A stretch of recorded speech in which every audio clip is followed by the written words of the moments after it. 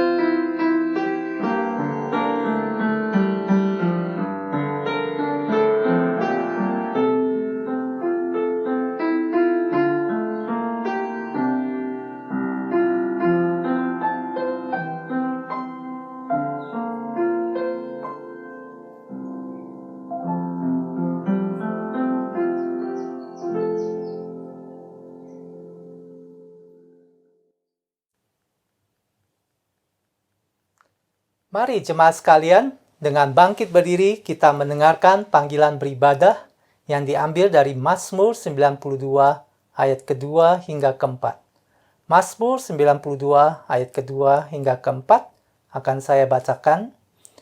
Adalah baik untuk menyanyikan syukur kepada Tuhan dan untuk menyanyikan mazmur bagi namamu, ya yang maha tinggi, untuk memberitakan kasih setiamu di waktu pagi dan kesetiaanmu di waktu malam, dengan bunyi-bunyian 10 tali, dan dengan gambus dengan iringan kecapi. Melalui perbuatan tangannya dan pekerjaannya, kita dapat merasakan kasih setia Tuhan yang begitu besar kepada kita semua. Oleh karena itu, mari kita ungkapkan rasa syukur dan sukacita kita dengan menyanyikan pujian "Bersyukurlah pada Tuhan" dari PKJ nomor 7.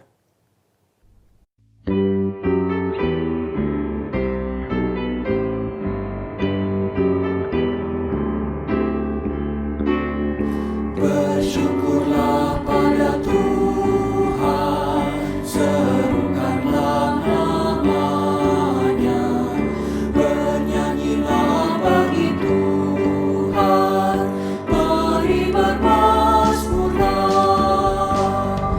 Pujilah Tuhan kau jiwaku, pujilah namanya. Aku hendak bernyanyi seumur hidupku. Hatiku siap ya Tuhan, bernyanyi dan bermazmur, karena Engkau maha baik, setia dan benar. Pujilah Tuhan dan jiwaku, pujilah namanya.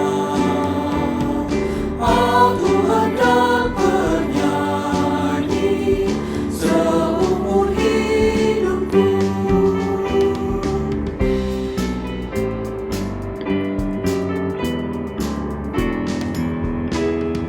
Aku hendak mengakukan Allahku dan Rajaku, dan memuliakan namanya untuk selamanya. Pujilah Tuhan dan jiwaku, pujilah namanya. Aku hendak bernyanyi seumur hidupku.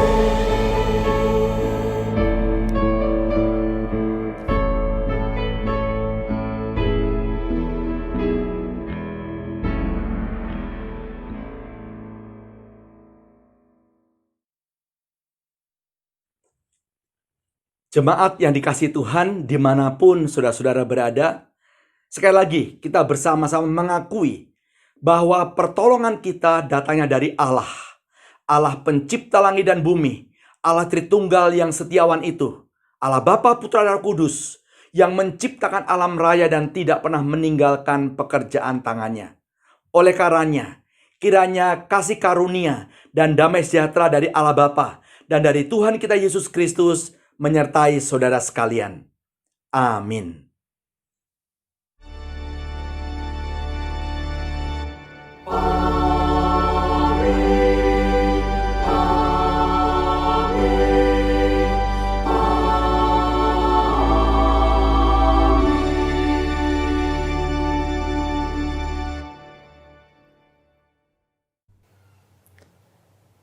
Dalam seminggu ini, mungkin ada perbuatan tutur kata kita yang tanpa kita sadari melukai saudara dan teman kita, atau bahkan mungkin ada kalanya kita hanya berfokus pada diri kita sendiri dan melupakan Tuhan dan sesama kita. Saat ini, kita mau datang ke hadapan Tuhan, memohon pengampunan daripadanya. Sebelumnya, mari kita menyanyikan sebuah pujian yang mengantar kita masuk ke dalam doa pengakuan dosa. Mari kita nyanyikan pujian Tuhanku bila hati kawanku.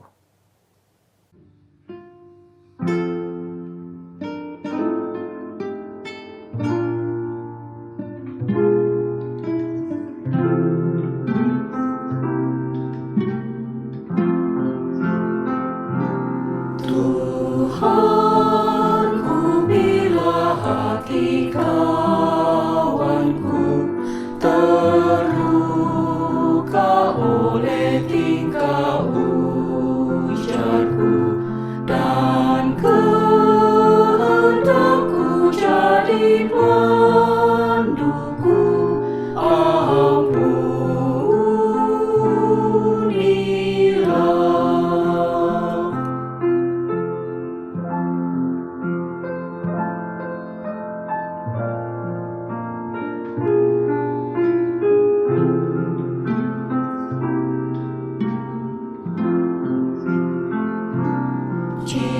Jikalau tuturku tak semena dan aku tolak orang berkesah, pikiran dan tuturku bercela, ampunilah.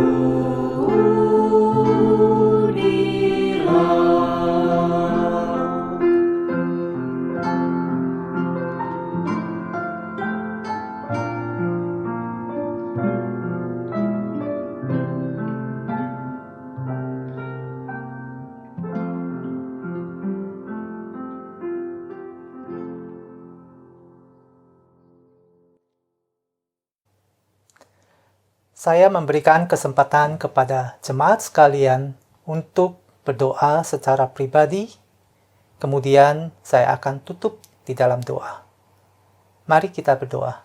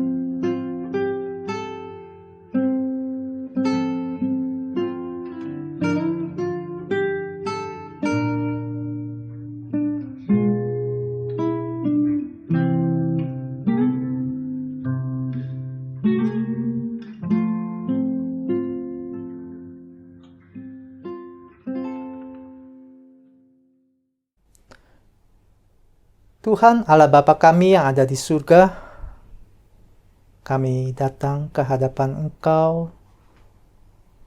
Kami menyadari bahwa kami manusia yang penuh dosa, dan kami menyadari bahwa Engkau telah terlebih dulu mengampuni kami. Tetapi Tuhan, di sisi yang lain, kami sendiri juga sulit untuk mengampuni orang lain yang sudah bersalah kepada kami. Ya Tuhan, ampunilah kami yang lemah ini, yang sulit mengampuni orang lain. Tuhan, kiranya Engkau memberikan kasih Engkau kepada kami, sehingga kami boleh mengampuni orang lain dengan kasih yang Engkau berikan kepada kami. Tuhan, tolonglah dan ajarlah kami. Kami mengucap syukur untuk kasih Tuhan yang begitu besar, yang tetap setia untuk membentuk diri kami. Terima kasih Tuhan, inilah doa pengakuan dosa kami yang kami naikkan hanya di dalam nama Tuhan Yesus Kristus. Kami berdoa. Amin.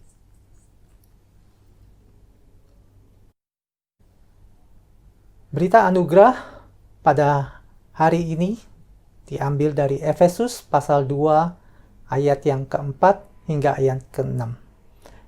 Efesus pasal 2 ayat keempat hingga ke-6 akan saya bacakan. Tetapi Allah yang kaya dengan rahmat, oleh karena kasih-Nya yang besar, yang dilimpahkannya kepada kita, telah menghidupkan kita bersama-sama dengan Kristus, sekalipun kita telah mati oleh kesalahan kita. Oleh kasih karunia, kamu diselamatkan. Dan di dalam Kristus Yesus, Ia telah membangkitkan kita juga dan memberikan tempat bersama-sama dengan Dia di sorga.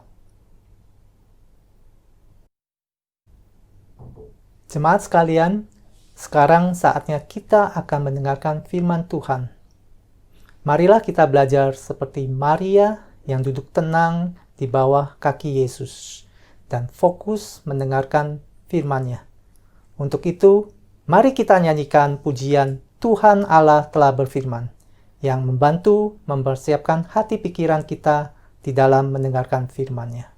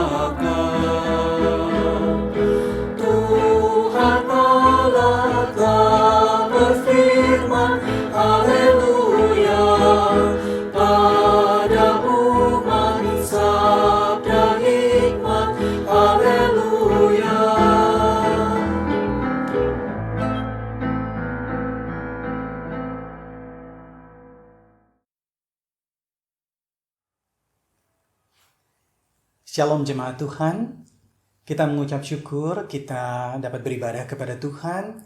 Dan sebelum kita mendengarkan firman Tuhan, mari kita memohon hikmat dan pimpinan dari Tuhan. Kita satu di dalam doa. Bapa di surga, kami mengucap syukur untuk kasih dan penyertaan dari Tuhan yang memelihara kehidupan kami, bahkan sampai pada saat ini. Bapak terima kasih kalau kami boleh beribadah sekalipun dalam suasana yang sangat terbatas. Kami masih belum bisa dapat beribadah di dalam gedung gereja Tuhan. Kami masih harus beribadah dari rumah kami masing-masing menggunakan fasilitas digital. Tetapi walaupun demikian, biarlah hati kami terus tertuju kepada Tuhan dan kepada firman-Mu. Oleh karena itu kami mohon, biarlah kuat kuasa Tuhan oleh arah Roh Kudus boleh memimpin kami, mengarahkan hati dan pikiran kami, dan memberkati pemberitaan firman-Mu ini. Terima kasih Bapa di surga. Kami mengucap syukur dalam nama Tuhan Yesus. Amin.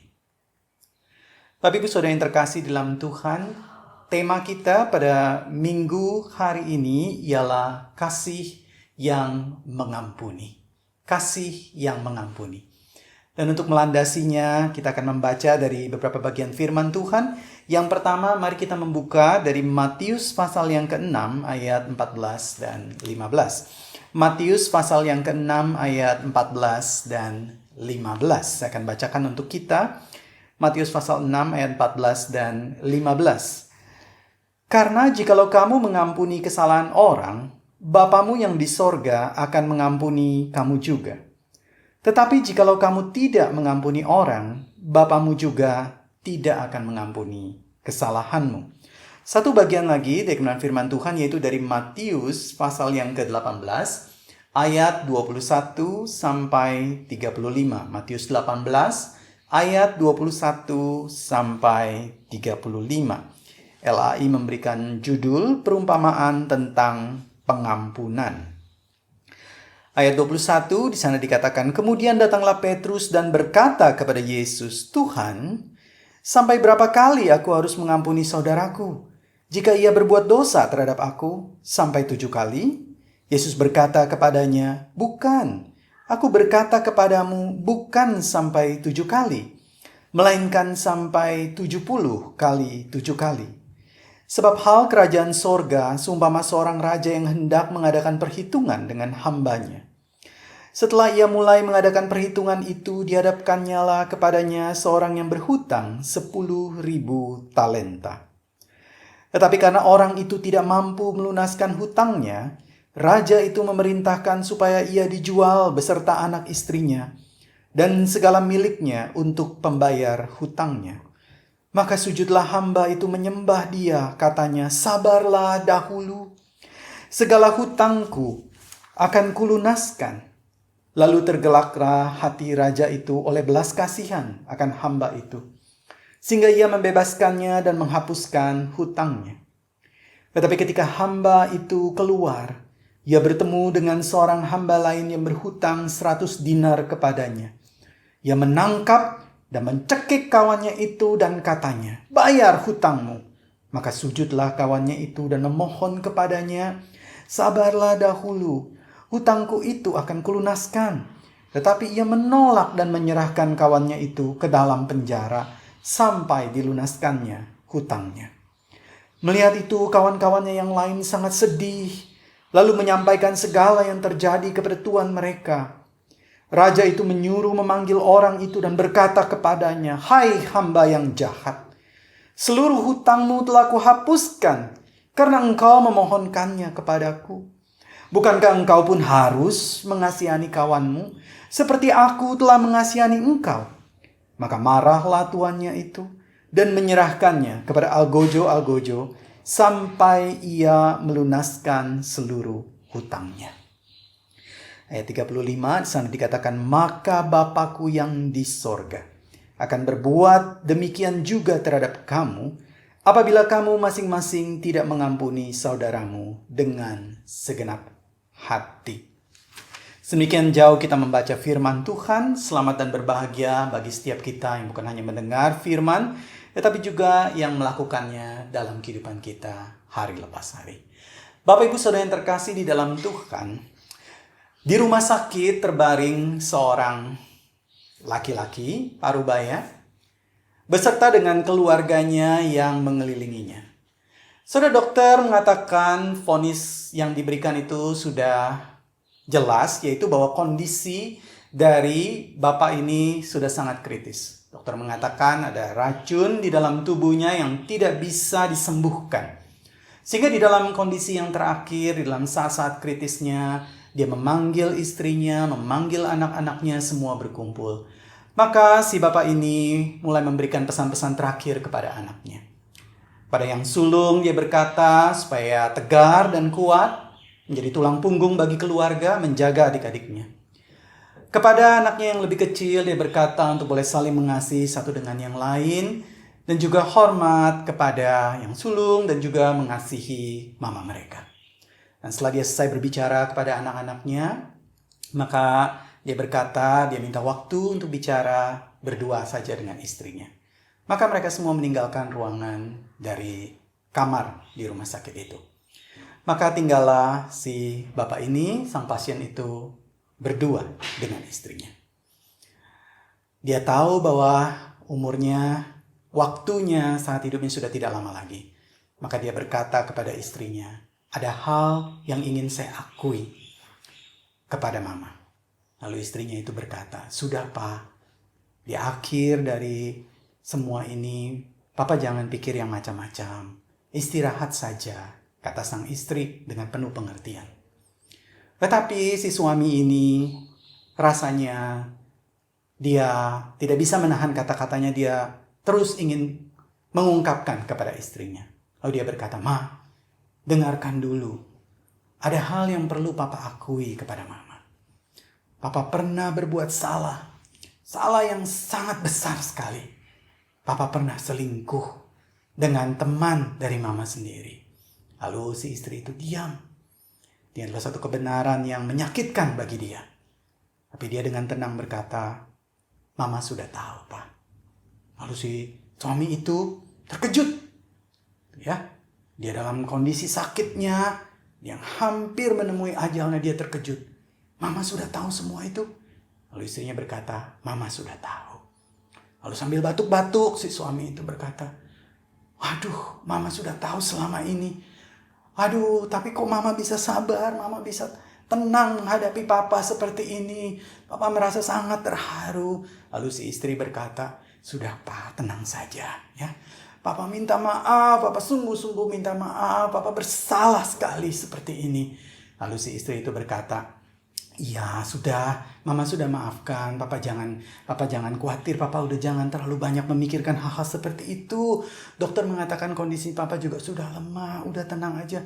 Aduh, Mama kok bisa ya untuk bisa sabar dan menerima Papa dalam kondisi yang seperti ini. Padahal Papa sudah sangat salah kepada Mama.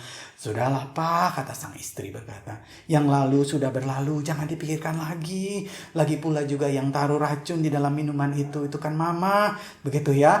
Papa tidak tahu, Mama sudah masukkan di situ. Jadi sekarang racunnya sudah menyebar ke dalam seluruh tubuh. Udah Papa tenang aja, nanti semuanya akan beres. Begitu. Bapak Ibu, ternyata di sini si istri itu tenang, tetapi tenangnya mematikan. Bapak Ibu saudara yang terkasih di dalam Tuhan. Memang kadang-kadang di dalam hidup kita, apalagi di dalam hidup sebagai suami istri berkeluarga, kita sering mendengar bahwa Tuhan meminta kita untuk mengampuni, memaafkan pasangan yang bersalah kepada kita, orang yang bersalah kepada kita. Dan kita tahu bahwa itu yang Tuhan mau. Tapi pada kenyataannya tidak selalu mudah. Pada kenyataannya yang berkuasa di dalam hati kita seringkali adalah kemarahan, dendam, bahkan keinginan untuk membalas dan menyakiti orang yang kita kasihi itu. Bapak Ibu saudara yang terkasih dalam Tuhan, ternyata pengampunan, sekalipun kita sudah menerima kasih dari Tuhan, tidak selalu mudah untuk diberikan. Itulah sebabnya Rasul Paulus juga bertanya, Petrus.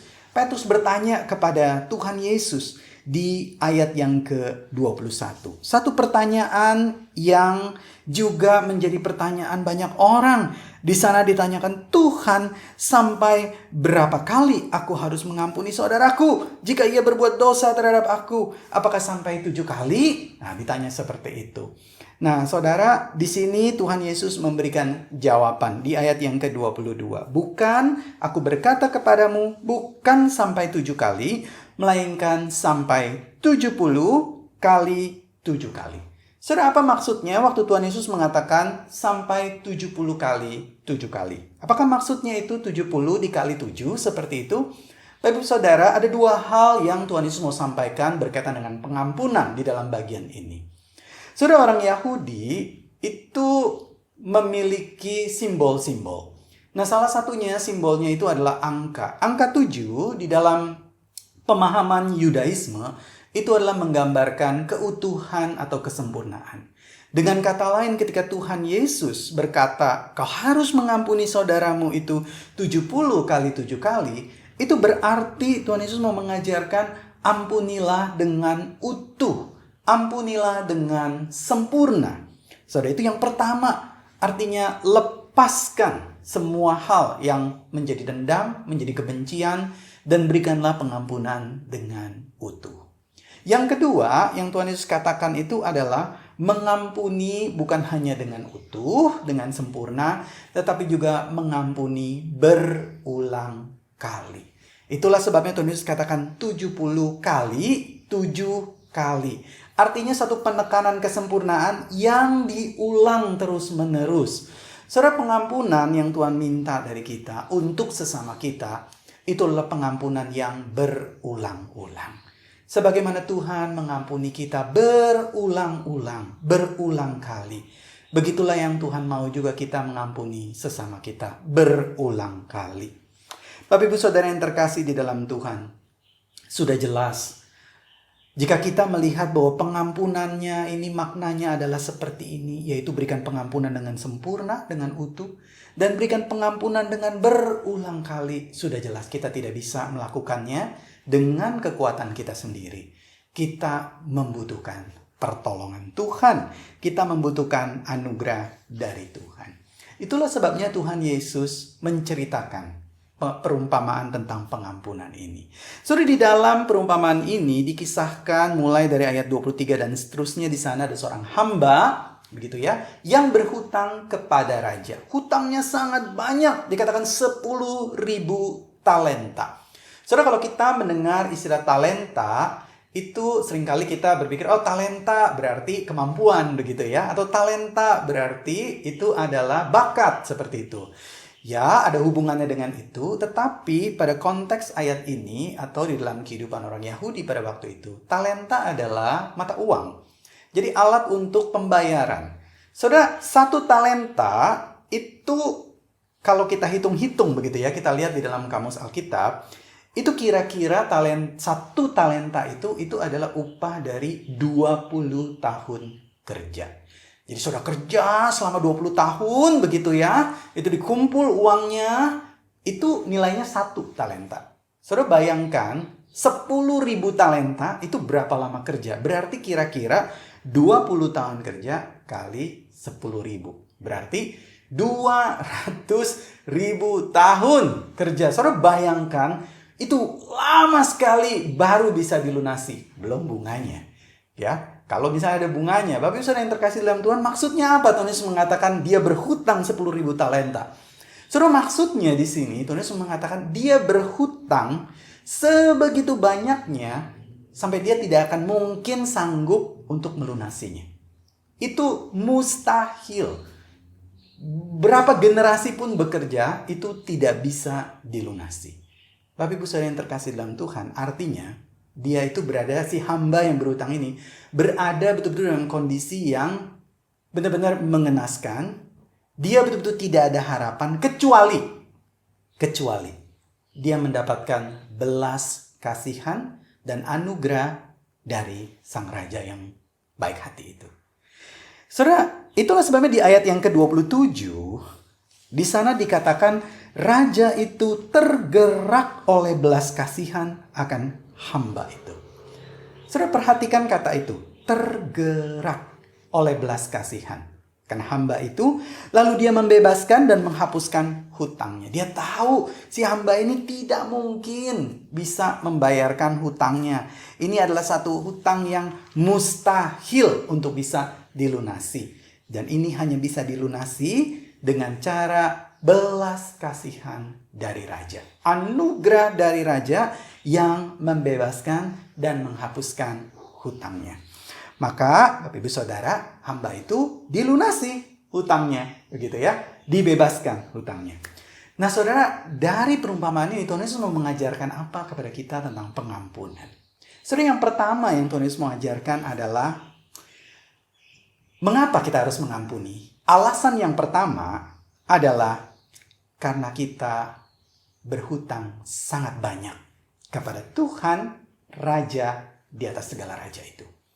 Bapak Ibu Saudara yang terkasih dalam Tuhan, seringkali kita berpikir bahwa kalau kita marah kepada orang karena orang ini berbuat salah kepada kita, maka kita lihat dia berhutang maaf kepada kita. Betul ya?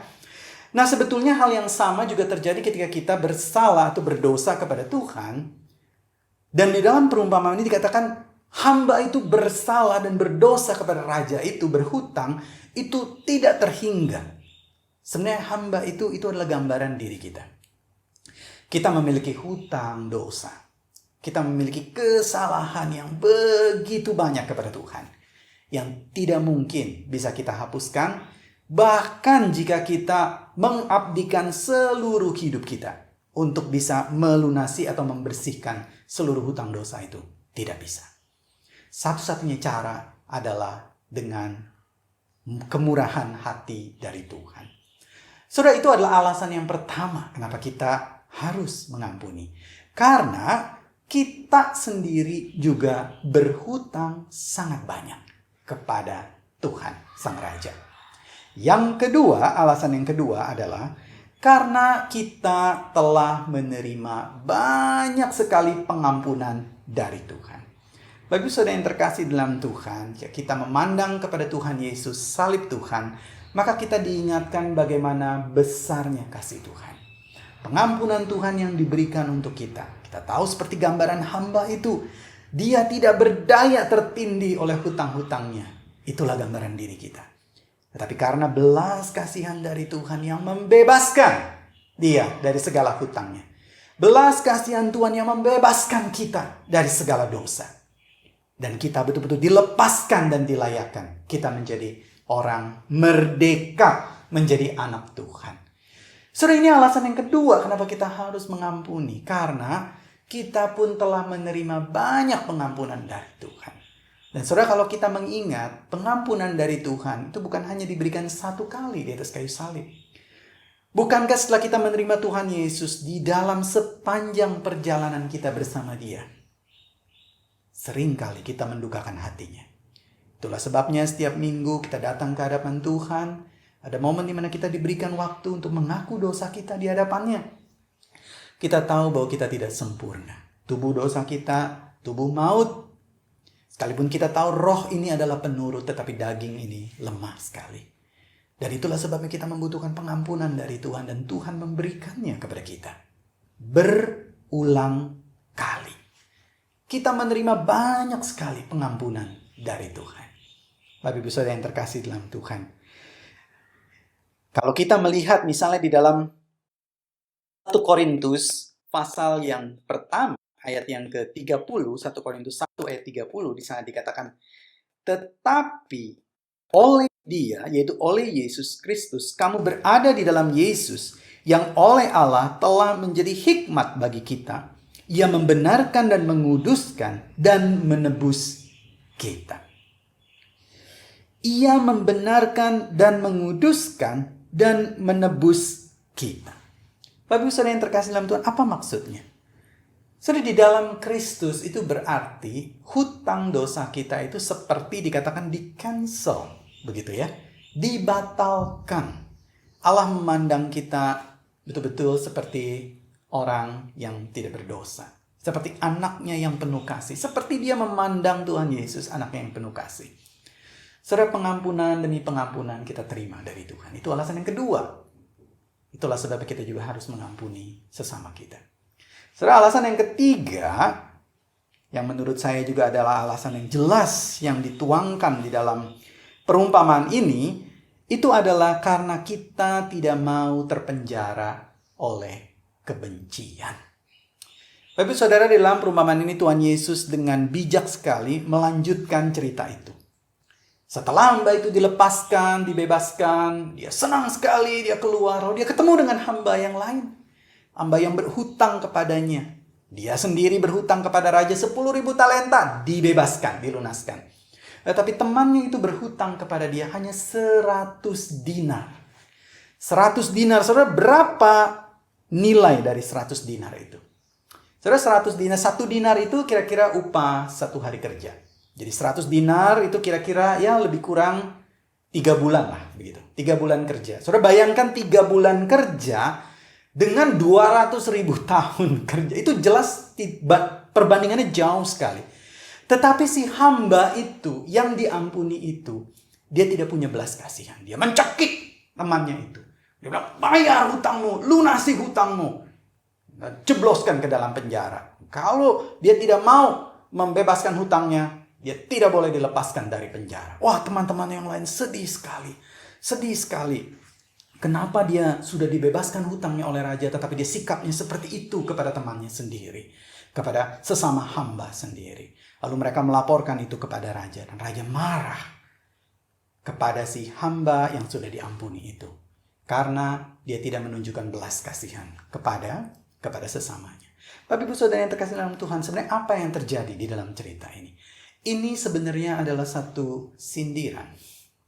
Satu sindiran bagi kita yang katanya sudah menerima pengampunan dari Tuhan. Tetapi ketika kita diperhadapkan kepada sesama yang sebetulnya kesalahannya lebih kecil dibandingkan kesalahan kita kepada Tuhan, kita sulit sekali mengampuni dia. Sulit sekali mengampuni dia. Dan apa yang terjadi? Yang terjadi adalah seperti di dalam perumpamaan itu. Si hamba ini menjebloskan temannya itu ke dalam penjara. Tetapi cerita endingnya adalah raja itu yang akhirnya menjebloskan dia ke dalam penjara. Menjebloskan dia ke dalam hukuman. Tapi saudara yang terkasih dalam Tuhan, banyak orang katanya sudah menerima pengampunan dan kasih dari Tuhan. Tetapi dia sulit sekali untuk memberikan pengampunan bagi sesamanya. Padahal kesalahannya itu kecil dibandingkan kesalahan yang dia lakukan kepada Tuhan. Tapi sulit sekali memberikan pengampunan itu. Akibatnya dia terpenjara di dalam kebencian dan dendam. Bapak Ibu Saudara yang terkasih dalam Tuhan, keluarga Kristen juga tidak imun dengan hal ini. Apalagi kalau ada konflik di dalam rumah tangga. Ekspektasi misalnya yang tidak tersampaikan, harapan-harapan yang tidak realistis. Saudara, ketika semua itu tidak terselesaikan dengan baik, komunikasi yang tidak terjalin dengan baik, atau bahkan mungkin ketika akhirnya kasih itu dinodai, misalnya ada pihak yang ketiga. Wah, itu sesuatu yang sangat mencemari. Tetapi ketika tidak sampai kepada tahap rekonsiliasi dan pengampunan, maka apa yang terjadi? Yang terjadi adalah luka, kemarahan, bahkan kebencian, dendam. Sebetulnya yang terjadi adalah penjara. Penjara bukan hanya bagi orang yang dimaksudkan untuk terus-menerus dimarahi, tetapi juga penjara bagi orang yang marah dan tidak mau melepaskan pengampunan itu. Bapak Ibu Saudara yang terkasih dalam Tuhan, itulah sebabnya Tuhan Yesus berkata, kita harus mengampuni. Kita harus belajar untuk memberikan pengampunan. Dan pengampunan itu dikatakan berikan dengan sempurna, berikan dengan tulus, dengan pertolongan Tuhan, dan berikan secara berulang kali. Saudara, jika begitu sudah jelas pengampunan itu bukanlah sesuatu hal yang satu kali seumur hidup. Tidak mungkin. Pengampunan itu berarti adalah satu keterampilan ilahi. Itu adalah sesuatu skill ilahi yang ditanamkan di dalam diri kita. Dengan cara pengulangan setiap hari. Kita belajar mengampuni sesama kita dari hal yang kecil. Kita terus-menerus belajar mengampuni. Sehingga kasih itu dikatakan menutupi banyak dosa. Bapak Ibu Saudara yang terkasih dalam Tuhan, izinkan saya menutup khotbah pada hari ini dengan satu cerita seorang bapak yang didekati oleh anaknya, di mana anak ini berkata kepada papanya, "Pak, aku setiap kali itu kesel sekali dengan temanku itu." Dia marah gitu ya dengan temannya. "Kenapa kamu marah dengan temanmu?" Dikatakan itu si Giant. Nah, temannya itu si Giant. Kenapa? Karena badannya besar. Dia suka bully katanya gitu ya. Suka bully. Loh ya kalau dia bully, kamu lapor aja sama guru. Aku sudah lapor sama guru. Begitu ya. Oh, dia sudah ditegur. Lah ya berarti sudah selesai dong masalahnya. Tapi aku tetap marah sama dia. Aku tidak bisa melupakan dia. Pokoknya aku marah sama dia. Loh kenapa kamu begitu? Nggak bisa, pokoknya dia sudah menjahati aku marah sama dia. Begitu. Aku marah sama dia, aku tidak bisa mengampuni dia. Lalu akhirnya papa ini ajak anaknya pulang. Lalu papanya ini pergi ke pasar dan dia membeli kentang. Bapak Ibu Saudara, beberapa kentang yang dibeli itu ternyata ada ulatnya ya, busuk gitu. Ada bagian yang tidak terlihat dari luar, tapi waktu dipotong ternyata busuk begitu. Lalu si bapak ini berkata kepada anak ini, "Nak, boleh nggak kita adakan satu percobaan? Setiap kali kamu merasa marah atau kamu merasa dendam sama si teman kamu itu yang kamu bilang si Giant, nah kamu simpan satu kentang busuk ini. Ya, kamu simpen, taruh di plastik, ya. Nanti taruh di dalam kamar kamu, sebelah tidur nih, kamar tidur, nah, sebelah ranjang kamu taruh di situ, ya. Jangan tutup plastiknya, harus dibuka, gitu. Oh iya Pak, gitu. Nah, setiap kali dia merasa kesel, hari ini dia lihat si Giant ya, mukanya cengengesan begitu, rasanya kesel sekali, dia kesel. Lalu papanya tanya di rumah, hari ini gimana dengan Giant? Kesel sekali Pak. Ah, ini kentang satu, begitu ya. Malamnya dia ingat lagi sama si Giant. Ah, kentang dua, begitu. 1 minggu kentangnya udah banyak. Dan kentangnya itu kentang busuk semua, Bapak Ibu. Nah, jadi ditaruh di kamarnya, begitu ya. Lama-lama si anak ini berasa, wah, nggak enak sekali. 1 minggu, masih nggak berasa, begitu ya. 1 minggu masih oke, begitu. 2 minggu, loh, kok udah mulai banyak kentang busuk di dalam kamar dia, di plastik itu. Dia nggak peduli lah, dia tidak lihat. Tapi Bapak Ibu kan tahu ya bagaimana kentang busuk. Jadi kentang busuk itu tidak diam begitu saja, tetapi dia terus makin lama makin busuk, makin lama makin busuk, makin lama makin bau di dalam kamar tidurnya. Dan dia tidur bersama dengan kentang busuk itu.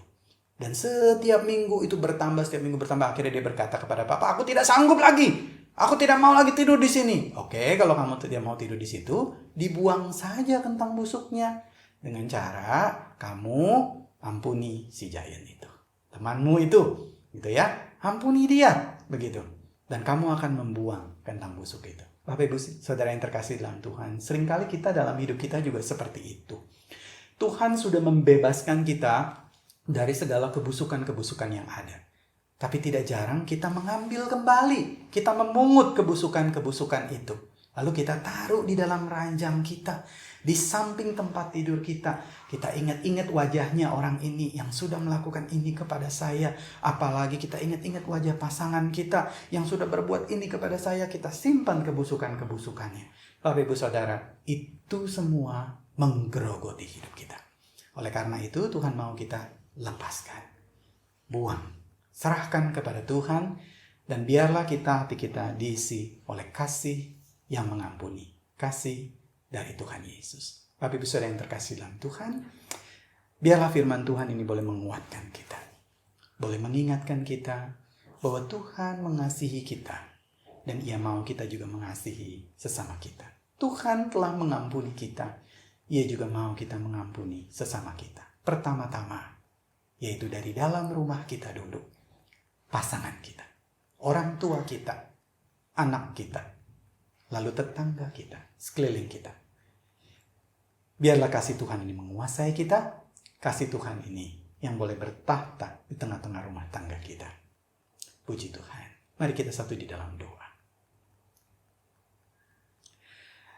Bapa di surga, kami menyadari Engkau ingin kami memberikan pengampunan dengan sempurna dan berulang kali. Tuhan, itu bukan hal yang mudah. Kalau kami lakukan dengan kekuatan kami, sudah pasti tidak bisa. Tetapi jika kami memberi diri kami untuk dilatih oleh Tuhan, satu keterampilan ilahi, satu karakter Kristus yang Tuhan bentuk di dalam diri kami. Ketika kami memandang pasangan kami, kami mengingat ada satu kesalahan yang dia lakukan yang membuat hati kami terluka. Tapi kami juga mengingat betapa besarnya kasih dan pengampunan Tuhan. Biarlah kami bisa membicarakannya dengan kasih dengan dia. Kami teringat tetangga kami atau orang yang kami kenal. Biarlah kami menyerahkan semua ini kepada Tuhan. Tidak menyimpan kebusukan-kebusukan itu di dalam kehidupan kami, tapi melepaskannya keluar dan menyerahkannya kepada Tuhan. Bapa di surga, kami percaya dengan pertolongan dan kuat kuasa dari Tuhan. Maka Engkaulah yang akan melatih kami keterampilan ilahi untuk mengampuni sesama. Dan kami percaya di dalam pengampunan itulah, maka hati kami akan bernafas dengan lega, melimpah dengan rasa syukur. Bahkan kami bisa menikmati berkat-berkat Tuhan yang berkelimpahan, pemulihan dari Tuhan. Kami mengucap syukur ya Bapa. Kami berdoa dalam nama Tuhan Yesus, Allah kami yang hidup. Amin.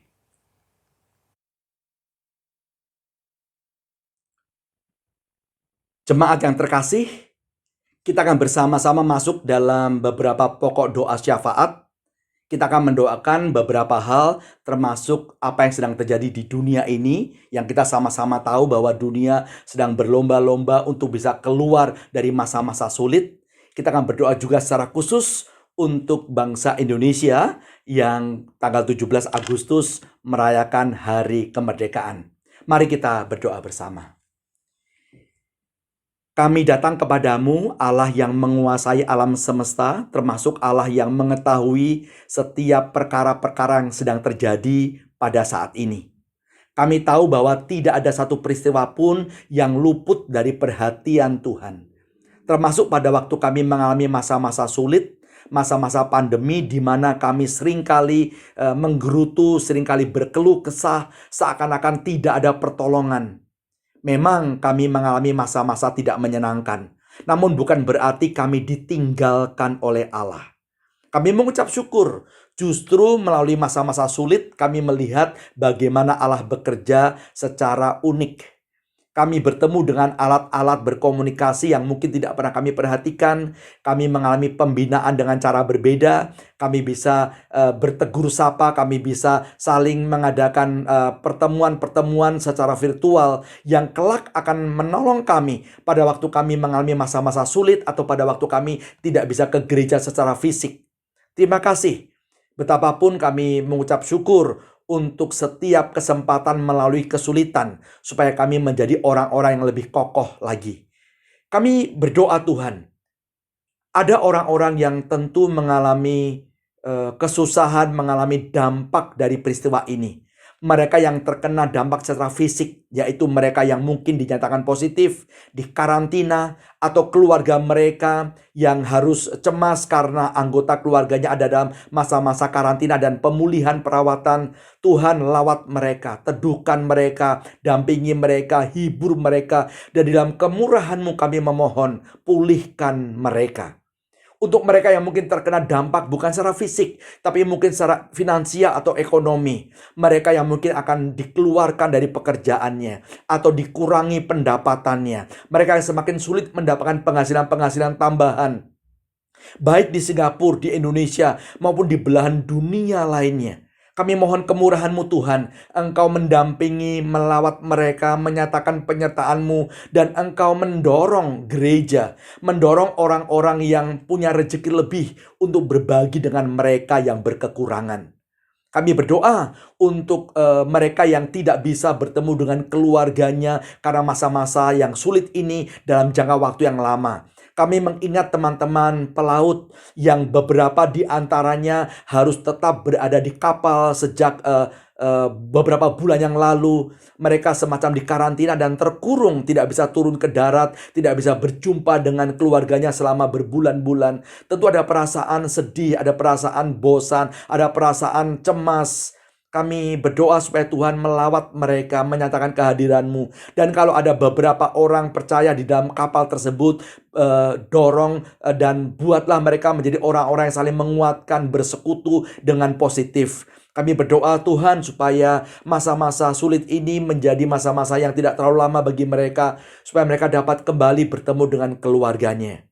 Kami berdoa untuk bangsa demi bangsa, para pemimpin bangsa, supaya mereka menemukan polisi-polisi kebijakan yang tepat, baik ketika menyeimbangkan antara kesehatan, supaya orang-orang tidak tertular, mereka bisa menjaga kesehatan dengan baik, tapi juga ekonomi yang harus berjalan. Berikan kebijakan supaya keduanya dapat berjalan dengan selaras. Kami tetap sehat, tetap terjaga, terpelihara, namun juga secara ekonomi dapat bergulir kembali sehingga roda-roda perekonomian bangsa dapat kembali normal. Kami berdoa khususnya untuk bangsa Indonesia yang berulang tahun ke-75 di tahun ini, tanggal 17 Agustus. Kami berdoa supaya seiring dengan bertambahnya usia kemerdekaan, berikan kedewasaan dalam berpikir, berpolitik, di dalam mengurus kesejahteraan bangsa. Munculkan pemimpin-pemimpin yang cinta akan kebenaran, takut akan Tuhan, tidak suka berbuat dosa. Pemimpin-pemimpin yang ingin mengusahakan kebaikan bagi rakyatnya dan bukan hanya untuk kelompoknya atau pribadinya. Kami berdoa Tuhan supaya bangsa Indonesia dapat keluar dengan secara baik dari kondisi-kondisi sulit ini, terutama menghadapi pandemi ini. Berikan ketertiban kepada setiap masyarakatnya, berikan kepatuhan kepada warga negara supaya kondisi ini dapat dengan cepat berlalu. Berikan pemulihan ekonomi yang dibutuhkan, lawat lindungi, hiburkan orang-orang yang terkena dampak dari peristiwa ini di Indonesia ketika ekonomi menjadi semakin sulit. Berikan semangat gotong royong dan saling berbagi di antara sesama.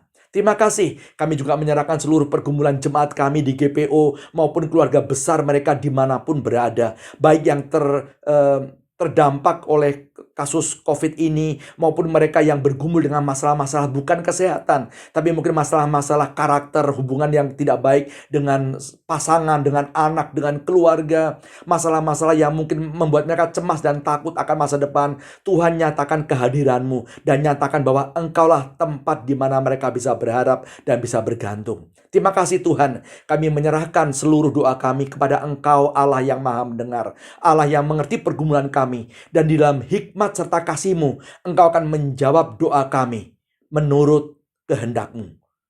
Kami menyerahkan seluruh doa kami bersama-sama dengan doa yang Engkau ajarkan kepada para murid-Mu demikian.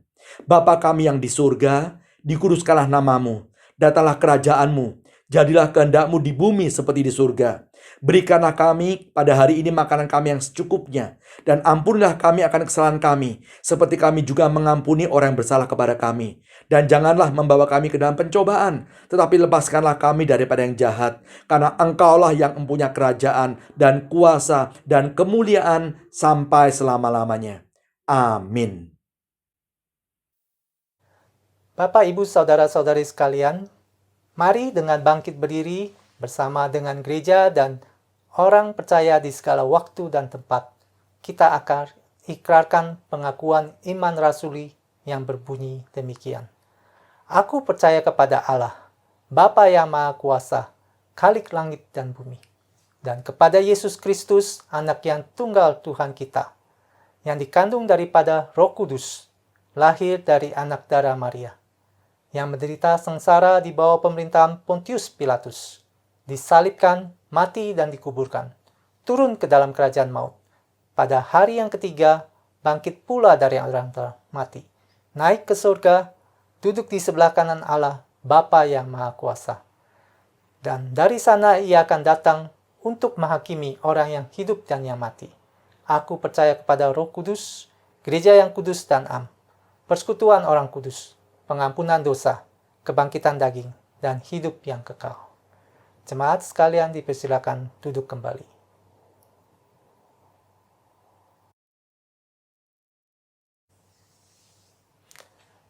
Bapak, Ibu, Saudara-saudari sekalian, Allah telah mengasihi kita terlebih dahulu, bahkan ketika kita masih sebagai orang berdosa. Oleh karena itu, sebagai salah satu ungkapan rasa syukur kita, marilah kita memberikan persembahan dan membawa ke hadapannya. Sebelumnya, akan saya bacakan nats persembahan minggu ini, diambil dari Matius pasal 5 ayat ke-23 dan 24. Sebab itu, jika engkau mempersembahkan persembahanmu di atas mezbah dan engkau teringat akan sesuatu yang ada dalam hati saudaramu terhadap engkau, tinggalkanlah persembahanmu itu di depan mezbah itu, dan pergilah berdamai dahulu dengan saudaramu. Lalu kembali untuk mempersembahkan persembahanmu itu. Bapak, Ibu, saudara-saudari sekalian dapat memberikan persembahan melalui cek, bank transfer secara online, ataupun aplikasi online lainnya seperti PayNow. Untuk keterangan lebih detailnya akan ditampilkan di dalam layar, dan saya memberikan waktu kepada Bapak, Ibu, saudara-saudari sekalian untuk memberikan persembahan.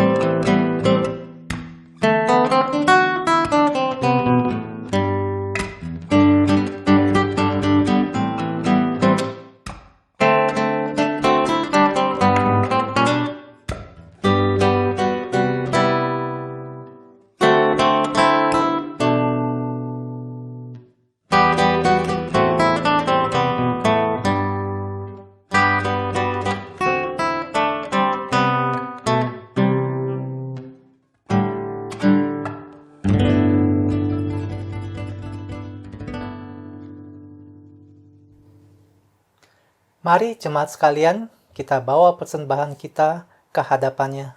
Mari kita berdoa.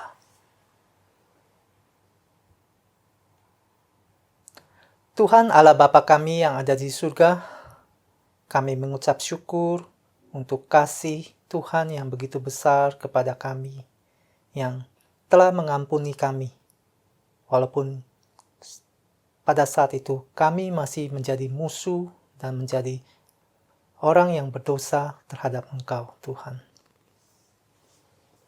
Tuhan, tolonglah, ajarlah kami agar kami boleh menyalurkan kasih yang sudah Engkau berikan kepada kami, dan kami boleh menjadi berkat bagi orang-orang di sekitar kami. Terima kasih Tuhan. Inilah doa ucapan syukur kami yang kami naikkan hanya di dalam nama Tuhan Yesus Kristus. Kami berdoa. Amin.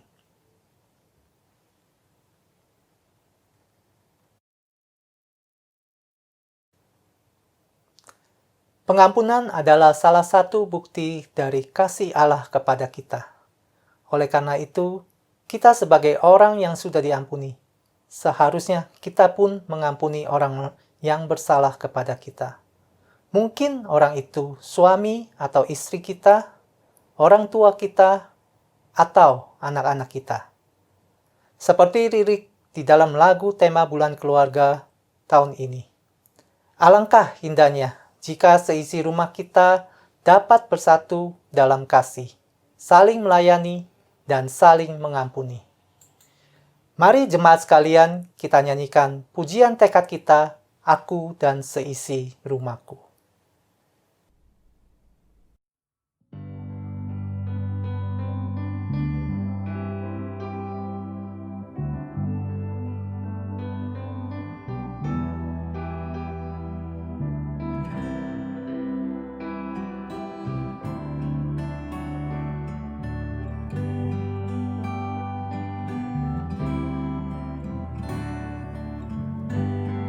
Bersatu dalam kasih, bersama melayani, dan saling mengampuni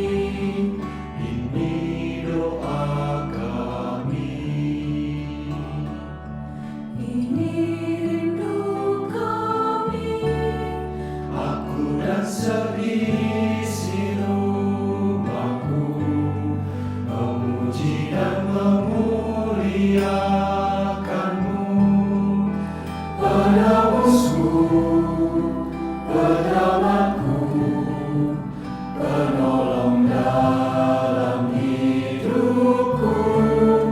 Aku dan seisi rumahku mengangkat tangan mengandalkanmu. Bersatu hati mengasihimu, melayani Tuhan seumur hidupku.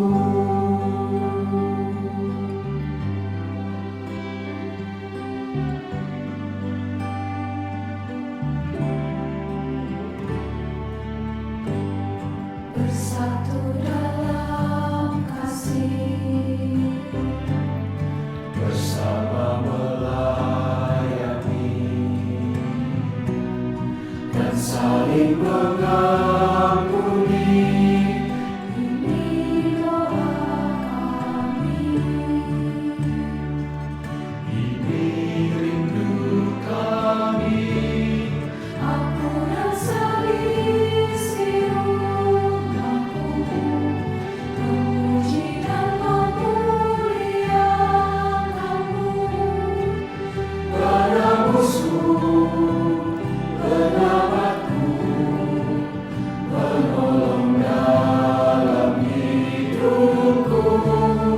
Aku dan seisi rumahku mengangkat tangan mengandalkanmu. Bersatu hati mengasihimu, melayani Tuhan seumur hidupku.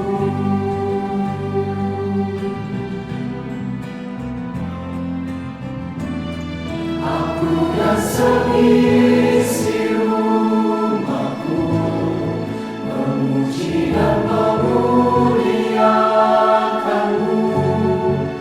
Penebusku, penyelamatku, penolong dalam hidupku. Aku dan seisi rumahku mengangkat tangan mengandalkanmu. Bersatu hati mengasihimu, melayani Tuhan seumur hidupku. Melayani Tuhan seumur hidupku.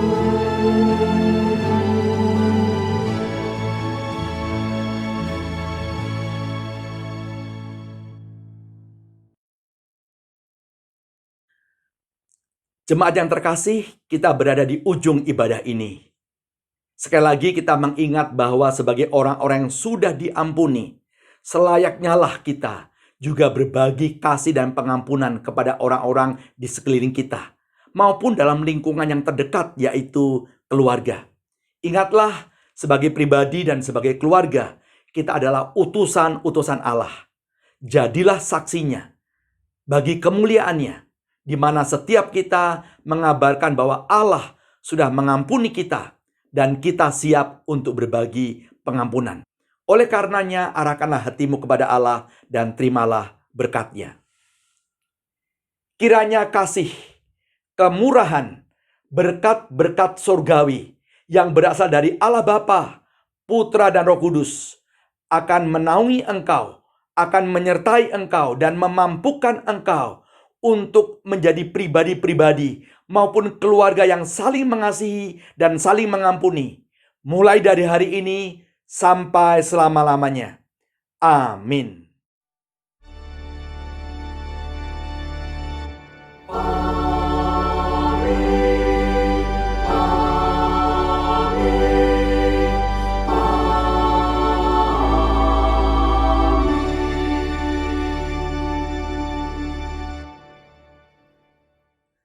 Jemaat yang terkasih, tidak terasa kita sudah memasuki bulan Agustus pertengahan.